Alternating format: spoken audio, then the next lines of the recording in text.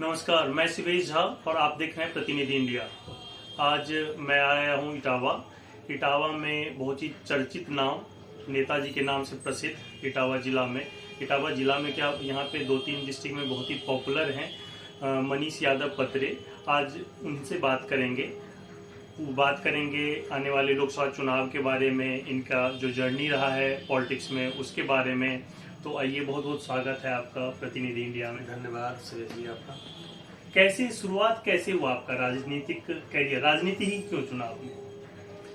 देखिए, हमारा जनपद है वो गृह जनपद है इटावा, और इटावा वो क्रांतिकारी भूमि है जहाँ धरतीपुत्र मुलायम सिंह जैसे नेता को जन्म दिया। उनके संरक्षण में रह के उनसे इतना सीखा है कि इटावा की धरती में जो धरतीपुत्र मुलायम सिंह जी के सानिध्य में रहा हो जो परिवार, उसको राजनीति तो करनी ही है। और राजनीति ये वृक्ष क्षेत्र है। तो हमारे आराध्य भगवान श्री कृष्ण ने जो नीति अपनाई कि धर्म सुरक्षित रहना चाहिए, धर्म सुरक्षित के साथ समाज की सेवा आप कैसे कर सकते हैं, समाज सेवा करने का एक जरिया है राजनीति। तो क्योंकि ये समय राजनीति का चल रहा है, तो हम लोग समाज की सेवा करते करते राजनीति में यहाँ तक आए। कितने वर्षों से राजनीति में? मुझे लगभग 15 वर्ष हुए हैं। चुनाव भी लड़ रहे हैं आप विभिन्न पार्टियों के तहत। तो सुनने में आया कि पहले बसपा ज्वाइन किया आपने, फिर भाजपा ज्वाइन किया, फिर सपा ज्वाइन किया। तो मतलब हर एक 5 साल, 4 साल, 5 साल, 7 साल में आपने पार्टी चेंज किया, क्या कारण रहा? देखिए सुरेश जी, हमारी जो प्रारंभ हमारे परिवार का जो लगाव है, जो जुड़ाव है, वो समाजवादी पार्टी माननीय मुलायम सिंह जी से रहा। समाजवादी पार्टी में कुछ आपसी मतभेद होने के कारण उस समय बसपा से मायावती जी के सानिध्य में चला गया, क्योंकि सुना था उनकी कानून व्यवस्था सबको साथ लेके चलने वाली पार्टी है। लेकिन जब बसपा से एक बार मैं 2012 का चुनाव लड़ा, उसके बाद वहां मैंने देखा कि मायावती जी का हाथी सिर्फ दिखावे के लिए तो सबका है, इसकी पीठ बहुत भारी है, इसका नीला आसमान जैसा झंडा तो सब इसके तरह आएंगे, लेकिन पूंजीपतियों के ही पार्टी जो पैसा देता है उस हाथी को, उसके नेता को जो पैसा खिलाता है उसके साथ रहते, इसलिए हमारे बहुजन समाज पार्टी से नहीं बना। उसके बाद हम लोग भारतीय जनता पार्टी में गए। भारतीय जनता पार्टी धर्म की राजनीति करती है। ये कहते हैं धर्म पर राजनीति नहीं कर, लेकिन धर्म आधारित ही कार्य करती है। और धर्म सुरक्षित, पहले भगवान श्री कृष्ण ने कहा है कि समाज तब आगे बढ़ सकता है, व्यक्ति आगे तब बढ़ सकता है, समाज आगे तब बढ़ सकता है कि पहले धर्म सुरक्षित रहे। और धर्म की बात करने वाली भारतीय जनता पार्टी, जब मैं इसमें अंदर गया, देखा कि सिर्फ इन्हें भगवान मर्यादा पुरुषोत्तम राम और धर्म का प्रयोग सिर्फ सत्ता हासिल करने के लिए करते हैं। सत्ता हासिल के बाद इनको राम का एक भी कार्य नहीं करना, धर्म का एक भी कार्य नहीं कराना, सिर्फ हिंदू मुस्लिम भाई भाई को आपस में लड़ाना, और देश की जो देश पे संपत्ति है उस संपत्ति को इनके दोस्त मित्र को बेच देना। जब भारतीय जनता पार्टी के ये चेहरा के अंदर बैठ के हमने देखा, तो भारतीय जनता पार्टी को हमने छोड़ दिया। उससे तो हमें लगा कि समाज का भला सिर्फ समाजवाद से ही हो सकता है, समाजवाद के अलावा कोई ऐसी पार्टी नहीं है जो समाजवाद को लेकर आगे चले। इसलिए हम लोग आज अखिलेश जी के साथ हैं। फिर भी सत्ता में लगातार 2 बार बीजेपी आई है उत्तर प्रदेश में, क्या कारण रहा होगा? अगर आप बोल रहे हैं कि धर्म की राजनीति कर रही है या फिर जो भी मुद्दा रहा हो, तो भाजपा सपा उसको सही तरीके से भुना नहीं पाई, या फिर क्या गलती रही विपक्षी पार्टियों का? देखिए, धरतीपुत्र मुलायम सिंह जी की पार्टी आज उसको नेताजी की जगह पर माननीय अखिलेश यादव जी है। भारतीय जनता पार्टी के पास उत्तर प्रदेश का लगभग 40% वोट है। उसको 4-5 चुनाव उठा के देख ले, 38, 39, 41, 40 यही परसेंटेज को वोट मिला। इसका मतलब है कि लगभग 60% वोट भारतीय जनता पार्टी के खिलाफ है। लेकिन भारतीय जनता पार्टी उस हथकंडे को अपनाती है कि 60% में डिवाइड करे, छोटी छोटी पार्टियों को लड़ाएगी, ऐसे मुद्दे लेके आएगी, जात पे आदमी को आधारित बांटेगी, कुछ कांग्रेस को वोट जाएगा, कुछ बसपा को वोट जाएगा। जहां बहुजन समाज पार्टी या मुस्लिम बाहुल क्षेत्र है, वहां बसपा से मैनेज करके टिकट दिलवा देंगे जिससे मुस्लिम वोट बट जाए। ये सर्व समाज को बांटने का काम करते हैं। समाजवाद की एक व्यवस्था सर्व समाज को जोड़ के काम करती है। तो समाजवाद की व्यवस्था भी जन जन तक नहीं पहुंच पाई, उसमें थोड़ा समय लगेगा। और वो समय अब आ गया है कि इनके खिलाफ जो 60% वोट है वो अब की बार यूनाइटेड होकर समाजवादी पार्टी के साथ रहेगा, और 40% वाली भारतीय जनता पार्टी कम से कम 20% के मार्जिन से 2024 का लोकसभा चुनाव हारने जा रही है। आप बैक फुट पे आ गए थे, चुनाव नहीं लड़े थे पिछले चुनाव में। लगातार 2 बार चुनाव लड़ने के बाद तीसरी बार चुनाव लड़ने, मतलब उम्मीद किया जा रहा था कि इस बार आप सदन में पहुंचेंगे, लेकिन आप चुनाव ही नहीं लड़े, क्या कारण रहा? पार्टी ने टिकट नहीं दी या फिर कोई और रीजन रहा होगा? भारतीय जनता पार्टी हमको 2017 में चुनाव लड़ाई, 75,000 हमको वोट मिला। 22 में भी भारतीय जनता पार्टी हमको उसी विधानसभा से चुनाव लड़ने के लिए तैयार थी और हमारी टिकट की घोषणा होने वाली थी। लेकिन जिस पार्टी में रह के हम चुनाव लड़ रहे थे, उस पार्टी से किसी भी गरीब का कभी भला नहीं हो सकता। मैंने वहां अंदर जाके देखा कि पूंजीपतियों का ही सिर्फ भला हो सकता है। भारतीय जनता पार्टी के बड़े बड़े नेताओं के परिवार के जो लोग बैठे हैं उनका भला हो सकता है। प्रमाणित झूठ बोलने वाली अगर कोई पार्टी है तो बहुजन समाज पार्टी के बाद भारतीय जनता पार्टी है। तो मैंने समझा और सोचा कि धर्म जहां हमारी आत्मा गवारा न करे, जहां मेरी आत्मा मेरा साथ न दे, तो ऐसे दल में न रहना चाहिए, न ऐसे दल से कभी चुनाव लड़ना चाहिए। आगे क्या योजना है? हम लोग भारतीय जनता पार्टी को हटाने के लिए काम करेंगे। आदरणीय अखिलेश जी के नेतृत्व में समाजवादी पार्टी में काम करते हुए भारतीय जनता पार्टी को 24 में आधे से अधिक सीटें उत्तर प्रदेश में हराने का काम करेंगे। इसी की व्यवस्था में हम लोग आज लगे हुए और यही काम करेंगे। जिस वे में, जिस स्पीड में काम कर रहा है अभी अखिलेश यादव, उससे क्या लगता है आपको कि चुनौती दे पाएंगे 24 के चुनाव में? देखिए, पारिवारिक व्यवस्थाएं भी थी, आज परिवार एक हुआ है।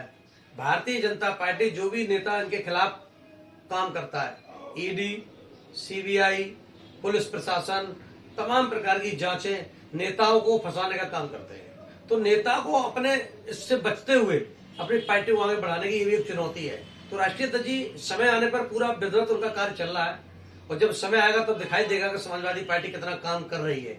गरीब, इसको बाबा साहब डॉक्टर भीमराव अम्बेडकर ने जो संविधान दिया है, उस संविधान की जो जातियां रक्षा करना चाहती हैं, जो समाज रक्षा करना चाहता है, गरीब सवर्ण भी जो आज किसी राम राज्य में आके राम की भावना को आदर करते हुए इनके सम्मान में इनको वोट दे दिया, आज वो भी पछता रहा है कि भारतीय जनता पार्टी को वोट नहीं दे रहा है। आने वाले समय में इन व्यवस्था को बदलने के लिए सारी जातियां एक मत होकर भारतीय जनता पार्टी के खिलाफ वोट कराएगी और उत्तर प्रदेश में विकल्प भाजपा का सिर्फ और सिर्फ समाजवादी पार्टी और अखिलेश यादव है, दूसरा कोई विकल्प उत्तर प्रदेश में नहीं है। आप कहते हैं कि धर्म की राजनीति करती है बीजेपी, आप भी धार्मिक प्रवृत्ति के, क्योंकि इटावा में बहुत सारे लोगों ने कहा कि धार्मिक प्रवृत्ति के लोग हैं मनीष यादव, तो धर्म की राजनीति, अगर हिंदू धर्म की राजनीति खास करके अगर बीजेपी करती है, आप भी धार्मिक लोग हैं, तो फिर अलग होना नहीं। धर्म, हमने क्या कहा, हम धार्मिक हैं। हर इस व्यक्ति को अपना एक धर्म होता है। हम हिंदू धर्म के लोग हैं और हिंदू होने के लिए, हमको धार्मिक होने के लिए भारतीय जनता पार्टी के प्रमाण पत्र की आवश्यकता नहीं है। हम स्वयं हिंदू हैं और हम विधिवत हिंदू धर्म को मानते हैं, उसके हिसाब से अपना अनुसरण करते हैं। लेकिन अपने धर्म का प्रयोग हम राजनीति में नहीं करते। राजनीति, धर्म सर्वोपरि है, धर्म के नीचे है राजनीति। लेकिन भारतीय जनता पार्टी का धर्म कोई व्यवस्था नहीं है, सिर्फ राजनीति सर्वोपरि है। हमारे लिए धर्म सर्वोपरि है। हम धार्मिक होकर समाज की सेवा करते हुए राजनीति के माध्यम से भी समाज को एकत्रित करते, गरीब को न्याय मिले, संविधान लागू हो, जिससे समाज का संचालन हो सके, जैसे जो आज व्यवस्था है उसका संचालन हो सके। हम लोग धार्मिक हैं। हिंदू धर्म में भगवान कृष्ण के वंश में हैं, हम यदुवंशी हैं। तो धर्म के लिए भगवान कृष्ण ने जितनी बड़ी लड़ाई लड़ी, अपने यदुवंशियों का भी नाश करा दिया। उस मूल मंत्र को साथ लेके चलते हुए हमारे सब समाज को आगे बढ़ाना समाजवाद का यही उद्देश्य, यही नारा है। धर्म सुरक्षित रहे, उसके बाद समाज भी सुरक्षित चले। जब धर्म सुरक्षित होगा तभी समाज सुरक्षित होगा, अच्छे समाज का निर्माण तभी हो सकता है। अभी अखिलेश जी ममता बनर्जी से मिले थे, तीसरे मोर्चा गठन की बात चल रही है, इससे क्या लगता है कि आपको कि बीजेपी को रोकने में सफल हो पाएगी विपक्षी पार्टी? भारतीय जनता पार्टी पर कोई बेस वोट नहीं है। भारतीय जनता पार्टी इस समय सारे केंद्रीय एजेंसियां देश के प्रधानमंत्री के जेब में पड़ी हुई है। देखिए राहुल गांधी जी को, जिसमें कोई सजा नहीं बनती, उस व्यक्ति की सिर्फ सदस्यता, वो अडानी के बारे में ये पूछ पाए कि इनके जो 20,000 करोड़ रुपया कहां से आया, तो सदस्यता ही समाप्त करा दी। ये जाना चलने वाला नहीं है। इंदिरा गांधी जी से जाना ताकतवर भारतीय जनता पार्टी सरकार नहीं है।